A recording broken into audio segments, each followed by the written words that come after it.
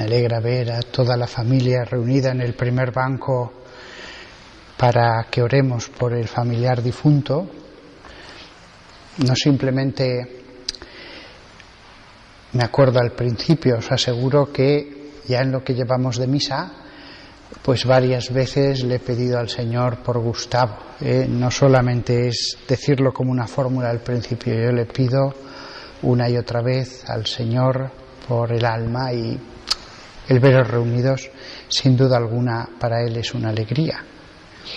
También es una alegría el que mis dos monaguillos me han dicho: está aquí la sacristana. He dicho: ¿pero qué sacristana? Francisca.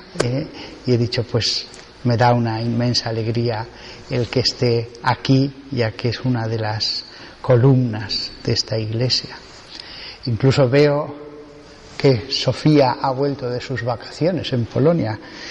Cuando Sofía está, resplandece más la parte de los bancos, os lo aseguro. Incluso hay unos feligreses de una de mis antiguas parroquias. Bueno, vamos a continuar con, creo que es la penúltima vez ya, algunas frases que he sacado de la encíclica Splendor Veritatis. Es un sermón un poco complicado, era un papa profundo, pero bueno, alguna vez los sermones pueden ser profundos. Lo digo porque yo mismo, si simplemente oyera lo que voy a decir sin meditarlo, yo mismo me sentiría un poco como diciendo: esto habría que pensarlo con más tiempo. Pero bueno, yo lanzo las frases y más o menos cada uno sacaremos algo de este eco de un santo hablando sobre la moral. Y la parte que he leído hoy decía, no voy a leer la encíclica entera, son trozos sueltos, frases sueltas, esa va a ser todo el sermón, escucharle a él. Decía: el elemento primario y decisivo para el juicio moral es el objeto del acto humano, el cual decide sobre su ordenabilidad al bien y al fin último, que es Dios. Una pequeña explicación por mi parte. Todos hemos oído: no, lo que importa es la intención, es que las circunstancias te explican cosas alrededor del acto, o para qué lo hicieron. No.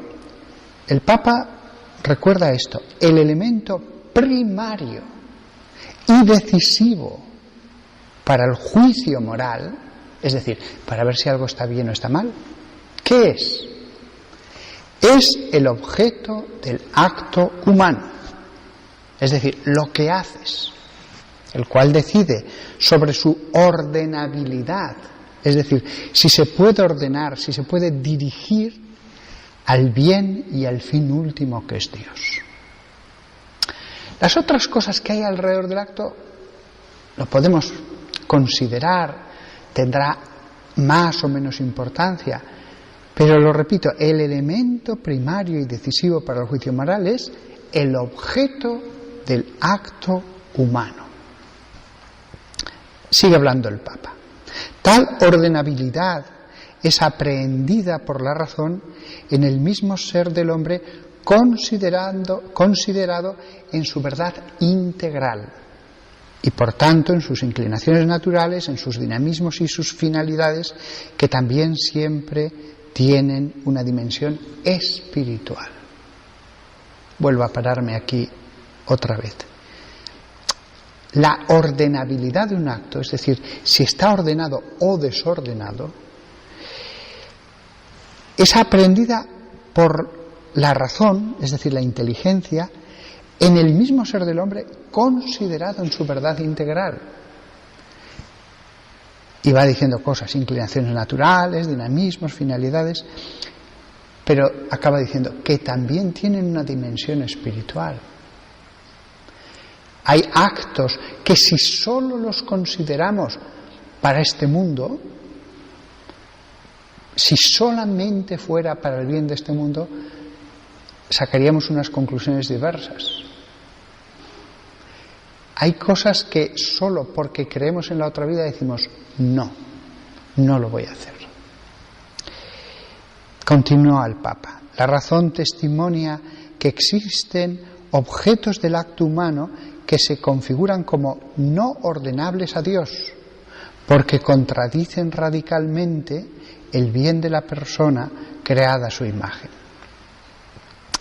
En otro párrafo dice: son los actos que en la tradición moral de la Iglesia han sido denominados intrínsecamente malos.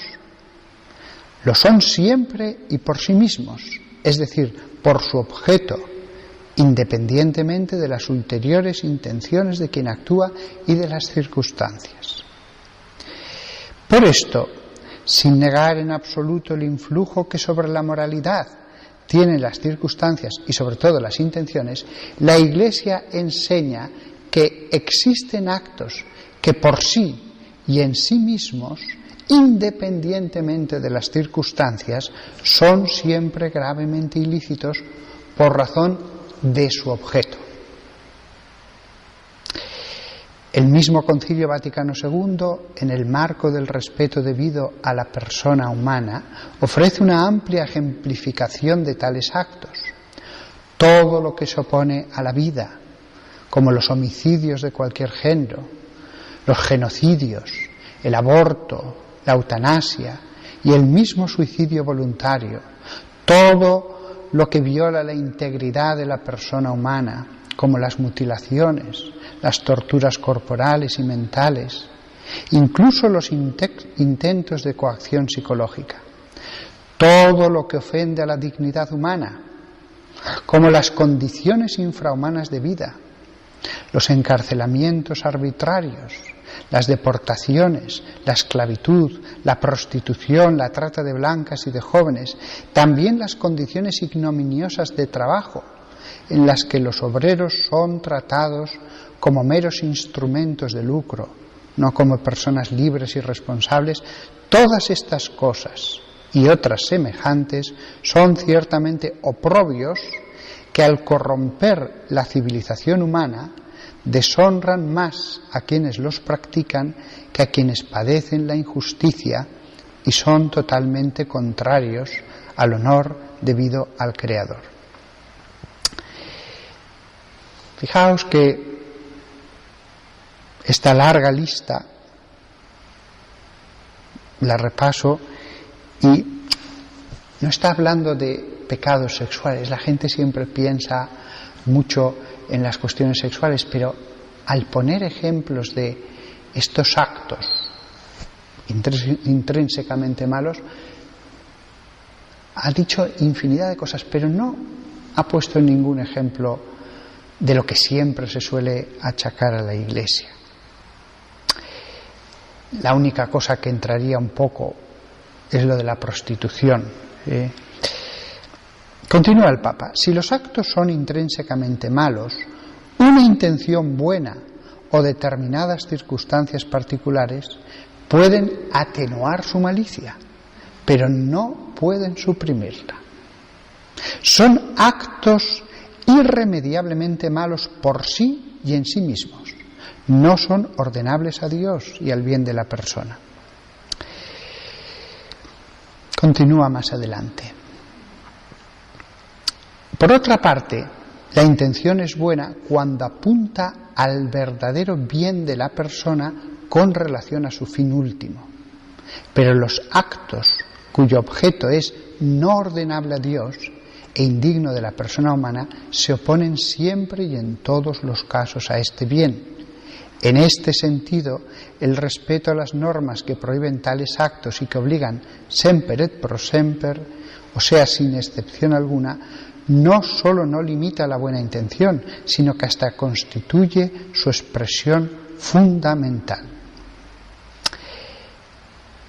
Es decir, cuando dicen, no, es que había buena intención, no, es que la buena intención constituye la expresión fundamental de que ese acto sea bueno. La buena intención no va a convertir bueno un acto malo. Es que eso se presupone. Se da ya por supuesto. Es que si haces el bien con mala intención, entonces hasta lo bueno lo transformas en un acto tuyo malo. Esto tenemos que tenerlo muy en cuenta porque novelas, películas, series continuamente han estado bombardeando, desde que tienen uso de razón, a los niños, a los jóvenes, de forma que les han inculcado la maleabilidad de las leyes morales del bien y del mal. La buena intención se presupone para que un acto sea bueno. No cambia la naturaleza del acto. La doctrina del objeto como fuente de la moralidad representa una explicitación auténtica de la moral bíblica de la alianza y de los mandamientos, de la caridad y de las virtudes. Y dice, es cuanto acontece con el don del Espíritu Santo, que en él nos es dado interiorizar la ley y percibirla y vivirla como el dinamismo de la verdadera libertad personal, la ley perfecta de la libertad, de la que habla Santiago en el capítulo 1. Si interiorizamos la ley, explico esta última cosa del Papa, si la interiorizamos, eso se convierte en la verdadera libertad personal. El sometimiento a las leyes de Dios, el sometimiento a la inmutabilidad de esas dos tablas de la ley, se convierte en la libertad personal. Pero hay que, dice el Papa, interiorizarlo, porque hay un modo de obedecer exterior, lo que se me impone desde fuera. Es a través de la oración, de la meditación, como se va interiorizando. Urge recuperar y presentar una vez más el verdadero rostro de la fe cristiana, que no es simplemente un conjunto de proposiciones que se han de acoger y ratificar con la mente, sino un conocimiento de Cristo vivido personalmente. Conocimiento de Cristo vivido personalmente. Una memoria viva de sus mandamientos. Viva. Y acaba diciendo el Papa, una verdad que se ha de hacer vida. Dice, pero una palabra no es acogida auténticamente si no se traduce en hechos, si no es puesta en práctica. La fe es una decisión que afecta a toda la existencia. Y el último párrafo que voy a citar. La fe tiene también un contenido moral. Suscita y exige un compromiso coherente de vida, comporta y perfecciona la acogida y la observancia de los mandamientos divinos. Aquí acabo creo que penúltimo sermón sobre la encíclica. Como veis es profunda, splendor veritatis, el esplendor de la verdad. No significa que no haya cosas que nos cueste entender. Yo os confieso que hay cosas que me cuestan mucho, e incluso cuando venía hacia aquí yo le decía, iba, digámoslo así, hablando con Jesús y con el mismo autor de la encíclica, el Papa, que me explicaran las partes que más me pueden costar, y le pedía que esta misa se transforme en el marco para que una gracia toque mi alma, mi entendimiento, mi espíritu, y pueda comprender, si Dios quiere, lo que mi inteligencia le cuesta. A nadie se le pide que violente su conciencia. A nadie. La Iglesia a nadie le pide que violente su conciencia.